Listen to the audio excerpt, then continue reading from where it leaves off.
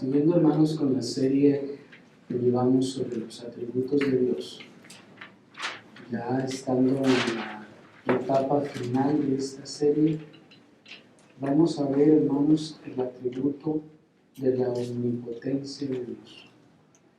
El atributo de la omnipotencia de Dios. Esta será la primera parte de la omnipotencia de Dios. Y en esta ocasión vamos a ver el poder del hombre y la omnipotencia de Dios. El poder del hombre y la omnipotencia de Dios. Niños, que Dios sea omnipotente significa que Dios es todopoderoso. La palabra omnipotente significa todopoderoso. Así que el hecho de que Dios sea omnipotente significa que Dios todo lo puede. Y para tratar el tema de la omnipotencia de Dios es necesario entonces que primero definamos lo que es poder. Si Dios es todopoderoso o Dios todo lo puede, ¿qué es poder? Bueno, el poder lo podemos definir para los propósitos de nuestro estudio de la siguiente manera. Poder sería entonces la capacidad de producir efectos de manera directa. Entendemos por poder como la capacidad de producir efectos de manera directa. ¿Por qué hacemos la aclaración de manera directa? Porque cuando nosotros no lo hacemos directamente, entonces no es nuestro poder. Es decir, alguien puede tomar una espada y con la espada cortar algo o alguien más. Pero el hombre entonces no puede decir, estrictamente hablando, que tiene el poder de cortar algo. Puede usar medios para actuar o ejercer o producir un efecto, pero el poder no está en él, sino en el uso del medio que utilizó. Bajo esta definición encontramos que el atributo entonces de la omnipotencia de Dios, como casi todos los demás, sería un atributo comunicable, pero como ya vimos, de una manera limitada, pero sería incomunicable en su aspecto pleno o completo. Esto es, Dios no ha comunicado su omnipotencia a todos o a los demás seres. En ese sentido sería incomunicable, pero ha comunicado cierto poder a algunos seres. Sería comunicable ya que Dios ha conferido esta capacidad de producir efectos o poder, por ejemplo, a los ángeles. Aunque insistimos que de manera limitada, pero Dios ha conferido esa capacidad y ese poder. Y al hombre, de manera mucho más limitada, como vamos a ver, pero de alguna forma le ha concedido también esa capacidad. ¿Por qué Dios concedió a esto? ¿O por qué hablamos de estos dos seres? Vamos a ver un poquito más adelante, hermanos, que de manera estricta son los seres racionales a quienes Dios de alguna manera ha conferido poder. Ahora, antes de continuar, no debemos confundir la idea de dominio con el poder, ya que no son en sí mismos la misma cosa.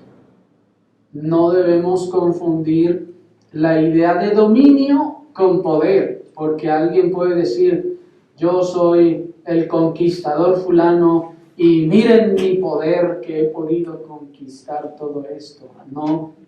No debemos confundir el dominio con el poder, puesto que uno es la consecuencia del ejercicio del otro. Es decir, El dominio se alcanza con el ejercicio del poder o de los medios para ejercer poder.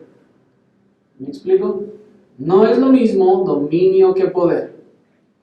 Ese dominio en el que el hombre, los gobiernos, las organizaciones se imponen sobre otros, eso es una cosa, pero poder, en nuestra definición, es la capacidad de producir efectos de manera directa, no lo implica.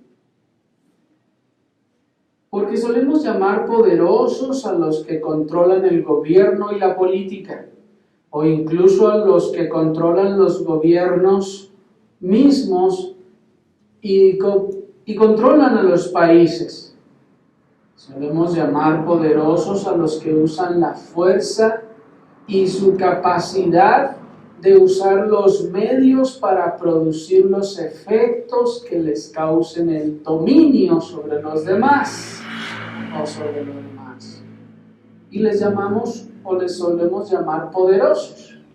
Decimos que en nuestro país, por ejemplo, hay gente muy poderosa. ¿Y qué queremos decir con eso? Por lo general queremos decir que es gente que tiene control, que tiene dominio o influencia. Cuando también decimos que existen ya sea organizaciones o poderes que tienen poder o dominio sobre otras naciones, como las organizaciones como las Naciones Unidas o la OMS o algunas otras, que ejercen control sobre otros países y solemos decir que tienen poder. También solemos llamar poderosos a los caudillos o militares generales que usan su fuerza y su capacidad de usar los medios, su habilidad para usar los medios para ejercer dominio y control sobre los demás. Pero estas ideas, hermanos, no son el poder en sí mismo. En su forma más básica. En su forma más básica, el poder, pues, es esa capacidad de producir efectos. Necesitamos definir esto, hermanos, para que no nos confundamos en qué clase de poder posee Dios y qué clase de poder el hombre pretende poseer. Pero, hermanos, cuando vemos a los que llamamos poderosos controlando el gobierno, las sociedades o el mundo, es esa clase de poder de la que nos referimos cuando hablamos de la omnipotencia de Dios. Es esa clase de poder, la clase de poder que Dios tiene y que confirió al hombre. Es esa clase de poder, hermanos, la que Dios dio a los ángeles, por ejemplo. Y adicionalmente, son los hombres los que en realidad ostentan por sí mismos tal fuerza o capacidad o dominio por encima de los demás. Es decir, cuando el hombre conquista a otros y domina sobre otros, ¿es por su poder? Es decir, estrictamente hablando, ¿el hombre tiene poder para dominar sobre otros? Poseen por sí mismos la capacidad o una capacidad superior a la del resto de los seres humanos para que puedan hacer tan grandes hazañas. Veamos lo que nuestro Señor nos dice al respecto. Váyanme por favor a Isaías capítulo 10, versículo 13 al 15. Isaías capítulo 10, versículo 13 al 15. Vamos a ver la clase de poder que tiene el hombre y el poder que tiene Dios. Dice Isaías capítulo 50 capítulo 10, versículo, nuestro texto es del 13 al 15.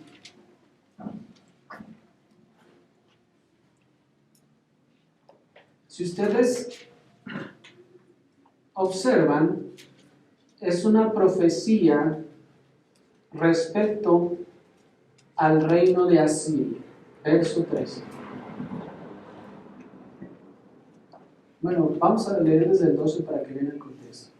Pero acontecerá que después que el Señor haya acabado toda su obra en el monte de Sión y en Jerusalén, castigará el fruto de la soberbia del corazón del rey de Asiria y la gloria de la altivez de sus ojos. Porque dijo, ¿qué dijo el rey de Asiria? Con el poder de mi mano lo he hecho, y con mi sabiduría, porque he sido prudente. Quité los territorios de los pueblos y saqueé sus tesoros, y derribé como valientes a los que estaban sentados. Y halló mi mano como nido las riquezas de los pueblos, y como se recogen los huevos abandonados, así me apoderé yo de toda la tierra, y no hubo quien moviese ala, ni abriese boca y graznase. 15. ¿Se gloriará el hacha contra el que con ella corta? ¿Se ensoberbecerá la sierra contra el que la mueve? Como si el báculo levantase al que lo levanta, como si levantase la vara al que no es leño. Por esto el Señor, Dios de los ejércitos, enviará debilidad sobre sus robustos, y debajo de su gloria encenderá una hoguera como ardor de fuego. Hermanos, ustedes acaban de leer la forma, las palabras que dice el rey de Asiria una vez que ha conquistado todos estos reinos. Si ustedes recordarán, hermanos, Asiria es uno de los primeros imperios que incluso en las profecías de Daniel son mencionados. Asiria se levanta como un gran imperio y conquista las naciones de alrededor y va y conquista incluso hasta el territorio de Palestina. Ustedes saben que son los asirios los que conquistan a las 10 tribus del norte y se los llevan cautivos. Siria entonces se convierte en un imperio muy poderoso, pero muy violento, según dicen incluso los historiadores.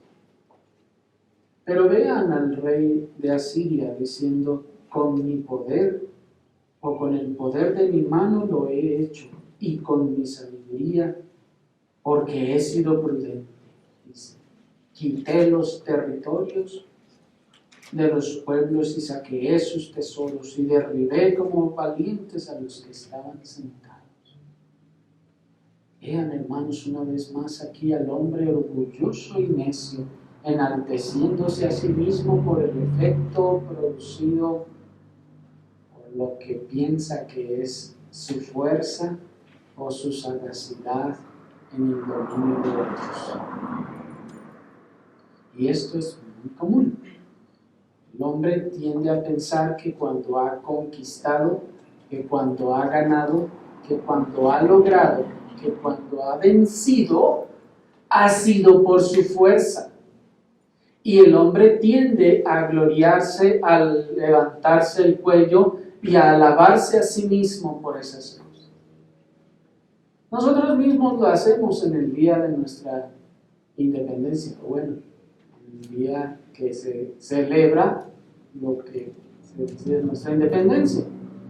¿Y qué es lo que celebran? Pues que al final nos independizamos, ¿no? Pero ¿qué es lo que sucedió? Que los mexicanos lograron independizarse de los españoles. Hermanos, es una cosa realmente mucho más compleja que eso. Pero ¿será que en los insurgentes hubo el poder para libertarse? Bueno, aún desde el punto de vista histórico esto no fue así. Pero vean cómo el hombre se regodea en lo que piensa que ha logrado. El hombre se regodea en su propio poder o victoria. El rey de Asiria pensaba que el poder para dominar todas las demás cosas y a las demás naciones estuvo en él. Cuando en realidad nos dice el texto que él sencillamente fue el hacha que el verdaderamente poderoso Dios estaba usando para hacer cuanto su mano y su propósito habían determinado. Miren cómo dice el versículo 5. Oh Asiria, vara y báculo, ¿de qué dice el Señor? De mi furor. En su mano he puesto, ¿qué? Dice el Señor, mi ira. Luego de que este rey de Asiria se exalta a sí mismo por su gran poder, porque ha podido conquistar, porque ha podido ganar, el Señor luego le pregunta y le dice, ¿se gloriará el hacha contra el que con ella corta? ¿Me explico? Está ese hombre ahí presumiendo, y así como aquella señal que apareció en la pared que decía Mene, Mene, Tekel, Parsin, así el Señor le pregunta al rey de Asiria, ¿se gloriará el hacha contra el que con ella corta?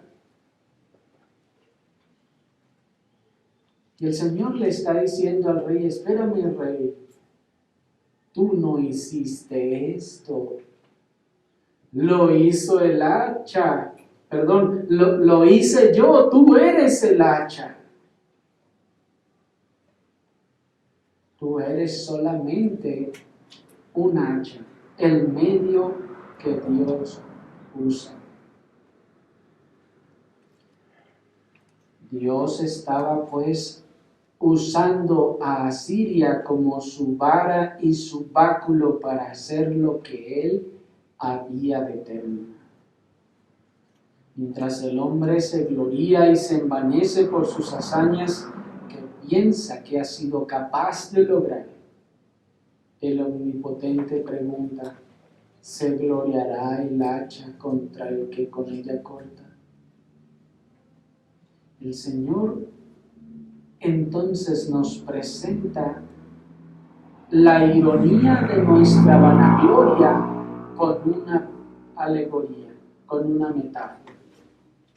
La alegoría o la metáfora del hacha.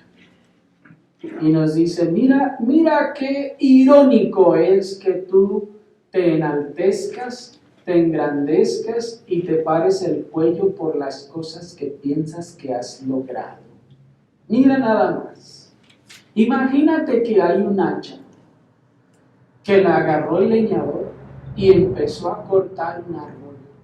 Y cuando terminó de cortar el árbol, el hacha estaba saltando victoriosa y jubilosa, diciendo, mira lo que hice, mira mi poder, acabo de tumbar ese grandioso árbol. Y dice el Señor,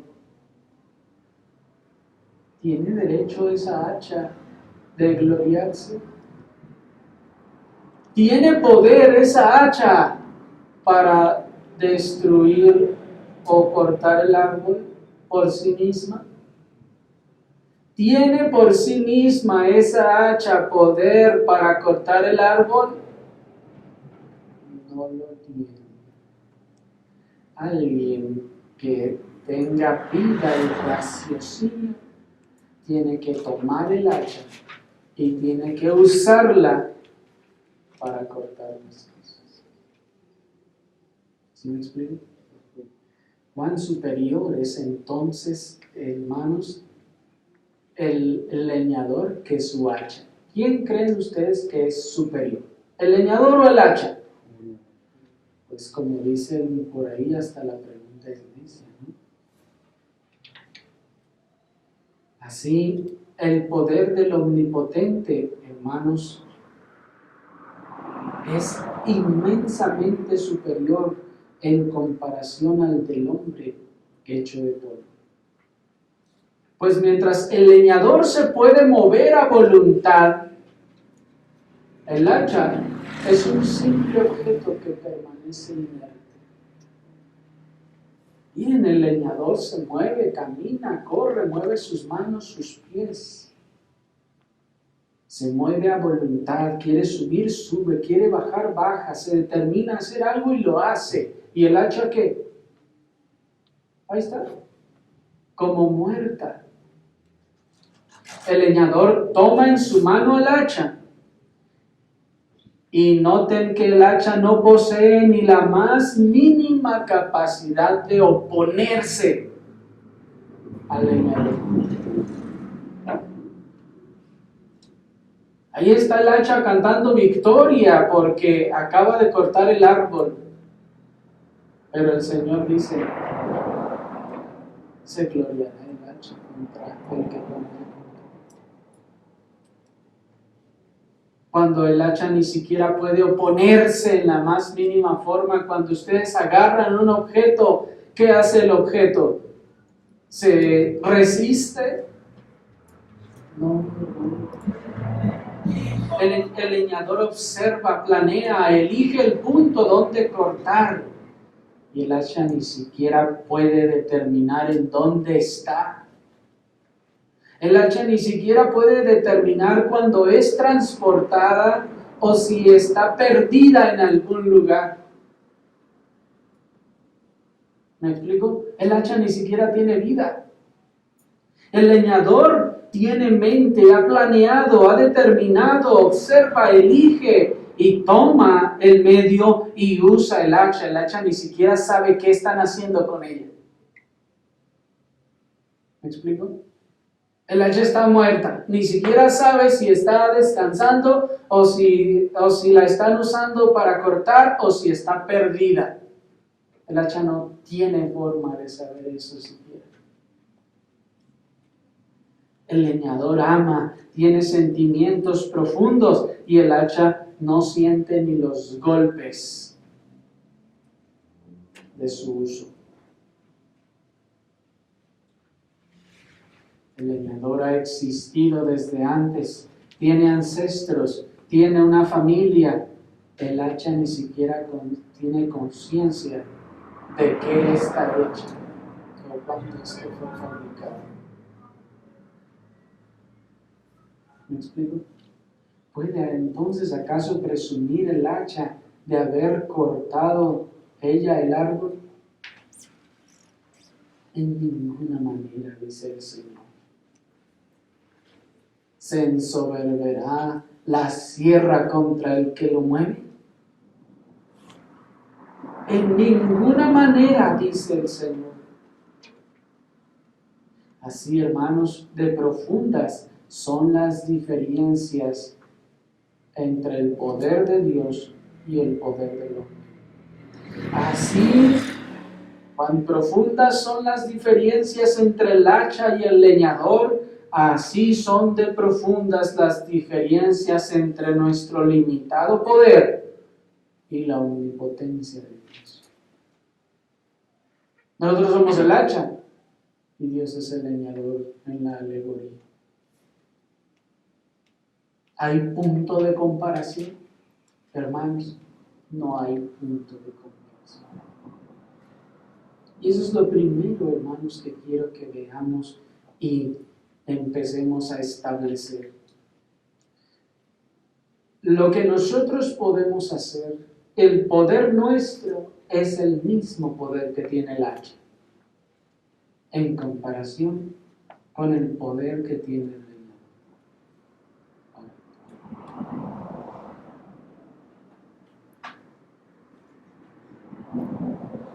Romanos capítulo 9, versículo 17 nos dice nuestro Señor, hablando de Faraón: porque la Escritura dice a Faraón: para esto mismo te he levantado, para mostrar en ti mi poder y para que mi nombre sea anunciado por toda la tierra.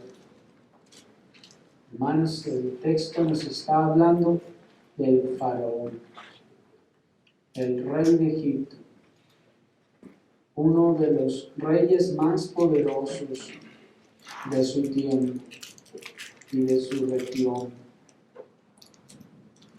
Un imperio que duró tanto que hasta el día de hoy, hermanos, ha sido en la providencia de Dios preservado y todavía causa admiración de los arqueólogos. Pero dice el Señor, la Escritura dice a Faraón: para esto mismo te he levantado. ¿Para qué? Para que se pueda ver tu poder, dice así. Para eso te levanté, para que el mundo vea cuán poderoso eres. No, dice, para mostrar en ti mi poder, dice el Señor, mi poder, y para que mi nombre sea anunciado por toda la tierra. Vean, hermanos, a uno de los hombres más grandes de su tiempo, de su época, uno de los hombres a los que podría llamarse poderosos, el faraón de Egipto. Y el Señor le dice: tú eres un hacha que yo levanté, y que en ti yo mostré mi poder. Te levanté para mostrar en ti mi poder. Cuando dice que Dios mismo le levantó, hermanos, es claro que así como el rey de Asiria, el faraón, llegó al lugar en donde estaba, no por su poder, no por su inteligencia, no por su sabiduría o su sagacidad, sino porque Dios obró en él, porque Dios tenía el propósito de usarlo como hacha, elevarlo y hacer lo que él había determinado. De tal forma que cuando los hombres llegan al poder, o lo que nosotros llamamos el poder, o dominan, mejor dicho, sobre el mundo, sobre su región o su país, no es porque han sido los más inteligentes o los más poderosos. Simplemente han sido varas y báculos del furor de Dios. Han sido simplemente los recipientes en donde Dios ha puesto y depositado su ira para manifestarlo. El Dios Todopoderoso ha equipado, esto es, ha capacitado con capacidades sobresalientes a aquellos a quienes habría de usar como hachas en sus manos para hacer todo cuanto su mano y su poder habían determinado. No es que en cuanto al poder de los seres humanos, algunos tengamos más poder que otros. En ese sentido, estrictamente hablando, todos poseemos el mismo poder. Nada. ¿Por qué unos llegan a lograr cosas más grandes o hazañas a lo largo de la historia? Sencillamente porque Dios les ha equipado, porque Dios ciertamente ha obrado en todo su entorno. Dios les ha levantado con su mano y con su poder para hacer lo que Dios ha determinado hacer. Sí les ha dado sagacidad, sí les ha dado astucia, pero hermanos, no podemos, los cristianos no, tal vez los historiadores sí, pero los cristianos no podemos medir la inteligencia de todos los generales exitosos a lo largo de la historia. No podemos decir, es que Aníbal era más inteligente que Escipión o que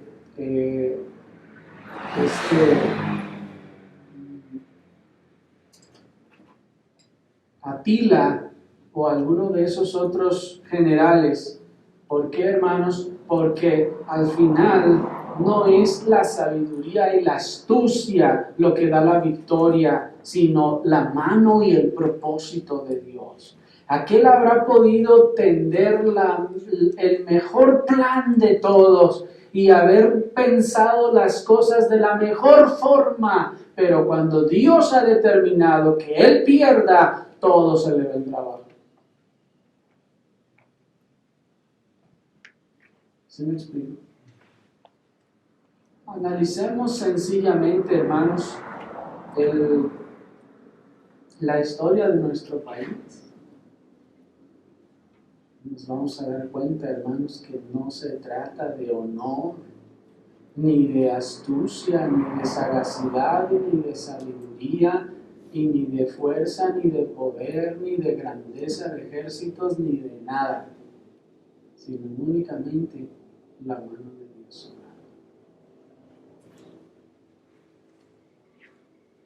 Desde la conquista hasta la independencia y hasta el México moderno. Es solo la mano de Dios obrando. Que muchas cosas que pensamos, aún los historiadores dicen que podían haber ocurrido, no ocurrieron. Cuando se estaba en ventaja numérica perdieron, cuando se estaba en desventaja ganaron, etc. ¿Qué poder posee el hombre?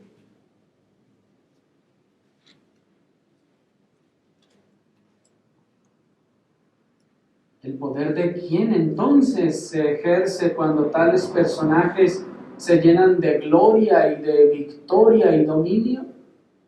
Sencillamente el poder de Dios. El poder de Dios, hermanos, que les ha levantado.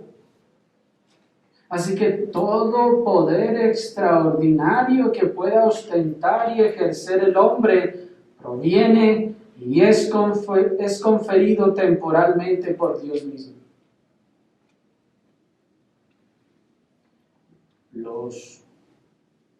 Bueno, vamos a ver un poco más sobre eso en adelante, pero nuestro Señor mismo Jesucristo afirmó las cosas que estamos diciendo en Juan capítulo 19, versículos 10 y 11, cuando está ante Pilato, dice el 10, entonces le dijo Pilato, ¿a mí no me hablas? ¿No sabes que tengo autoridad para crucificarte y que tengo autoridad para soltarte? Respondió Jesús, ninguna autoridad tendrías contra mí si no te fuese dada de arriba. Por tanto, el que a mí te ha entregado no yo pecado. ¿Se oyen, hermanos? ¿Creen acaso que el hacha tiene poder para amenazar al leñador? Pilato tenía poder para crucificar o liberar al Hijo de Dios, la segunda persona de la Trinidad. No, hermano. La palabra griega que se tradujo como autoridad, cuando él le pregunta, ¿no sabes que tengo autoridad? Significa poder. También se traduce como poder. Dice, ¿no sabes que tengo poder? Y el Señor dice, tú no tienes nada. Todo lo que tienes te ha sido dado de arriba.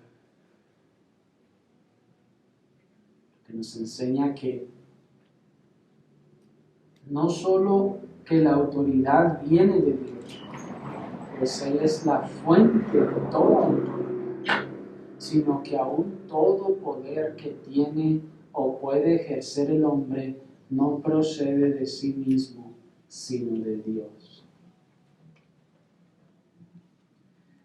Este versículo, hermanos, nos enseña que toda autoridad viene de Dios. Dios es la autoridad máxima y suprema.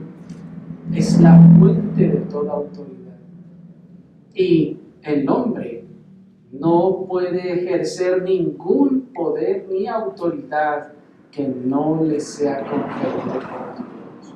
El hombre no puede levantarse y decir, aquí estoy y tengo poder y autoridad, porque Dios no se la confirió.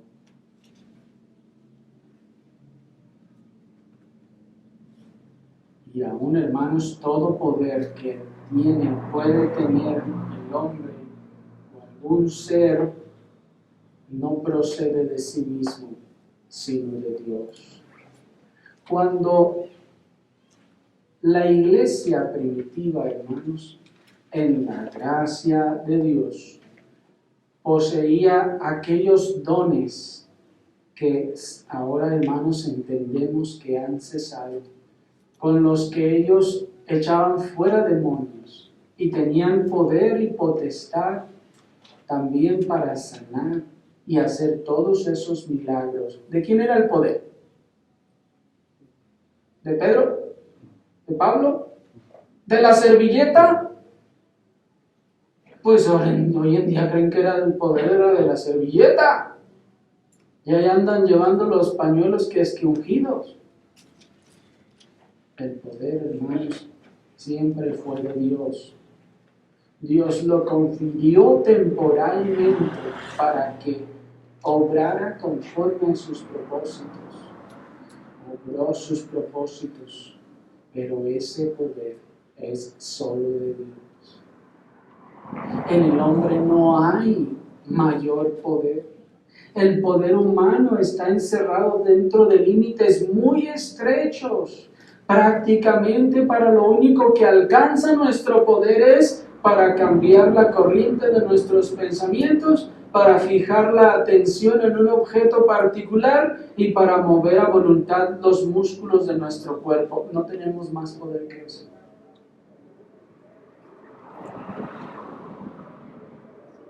Pero tenemos el poder de la fuerza de voluntad. El poder de fuerza de voluntad, hermanos, ¿cuántas veces quisieron dejar los vicios y no pudieron?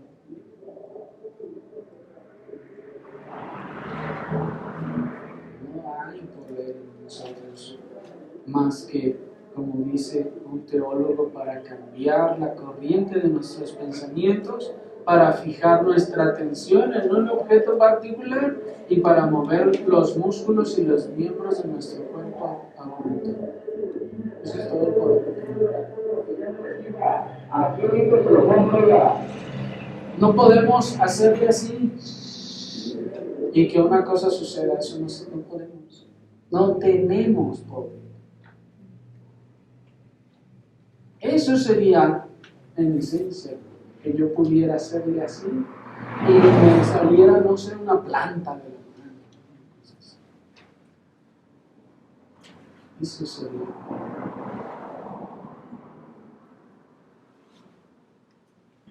Cuando los siervos del Señor, en la iglesia primitiva, ostentaban ese poder, era un poder de Dios, dado por Dios, y que funcionaba cuando Dios lo determinó. Asimismo, hermanos, Dios les confirió poder a los seres celestiales y Dios les dio capacidades para producir algunas cosas. Y recuerden también los eventos en el Antiguo Testamento, cuando ángeles del Señor hacían cosas sorprendentes. Aquel ángel que se encontró con Manoa y su mujer, ¿se acuerdan? Y algunas otras cosas, los ángeles que poseen ese poder para estar entre nosotros, poder que también tienen los demonios, porque fueron ángeles, como saben ustedes, en algún tiempo. Ese poder era el poder que ejercían para introducirse y poseer a las personas. Y era el poder que usaban para ejercerlo aún en los medios de esta tierra, hermanos.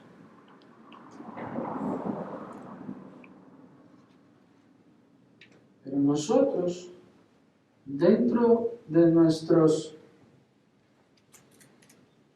límites, no tenemos poder por nosotros mismos. Tenemos que emplear medios para llevar a cabo nuestros fines. No podemos dar existencia a un libro a voluntad. Tenemos que usar un medio para cortar la madera, formar la hoja. Tenemos que arrancarle una pluma al pavo y hacer tinta para ponernos a escribir. Tenemos que compilar, tenemos que hacer un largo proceso de producción para poder hacer algo. ¿Se fijan? A través de medios. Nosotros no podemos generar o dar existencia a un cuadro, es decir, a una pintura o a una casa. La producción de estos efectos demanda una labor prolongada y el empleo de diferentes medios para fin de que podamos hacer algo nosotros. Pero para Dios los medios son innecesarios. Él quiere y es hecho. Simplemente. Dios podría simplemente no usar el hacha, pero quiso usar el hacha. Pero para Dios los medios son innecesarios. Qué impresionante es eso. Pues nosotros no podemos hacer ninguna de las cosas, producir nada más que por una labor prolongada y el uso de medios. Dios puede hacer lo que Él quiera. Dios no necesita de medios o de herramientas para producir algo. Por una sola volición creó los cielos y la tierra sin esfuerzo alguno. Por una sola volición creó los cielos y la tierra. Niños, volición significa el ejercicio de la voluntad. Dios simplemente dijo, quiero que haya, lo dijo y se creó todo.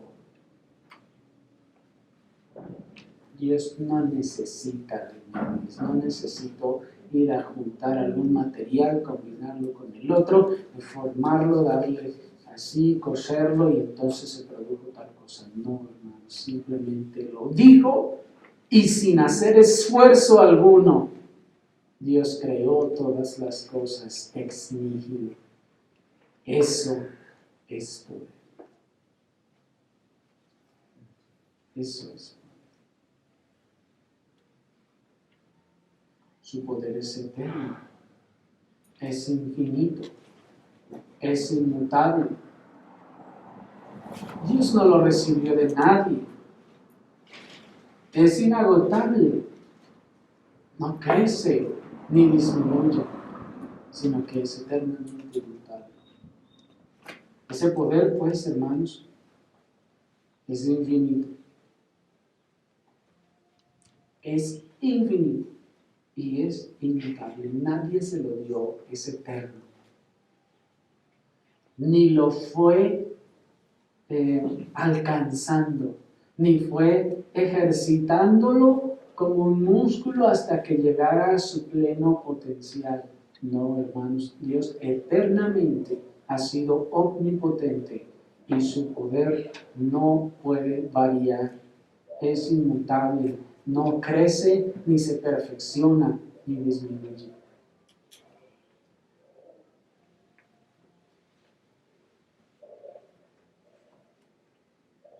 Pero ¿significa esto que el poder de Dios no posee límite alguno?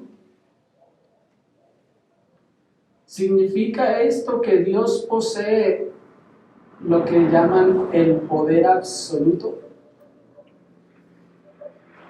¿Significa esto que Dios puede hacer absolutamente lo que sea? ¿Significa esto que Dios puede crear todo lo que se nos ocurra? ¿Significa esto que tampoco hay ninguna clase de límite a nuestras peticiones? Si Él dijo que pidiéramos y nos daría todo. Hermanos, la respuesta a estas y otras preguntas lo vamos a ver con la ayuda del Señor a partir del próximo domingo. Oremos, hermanos, así.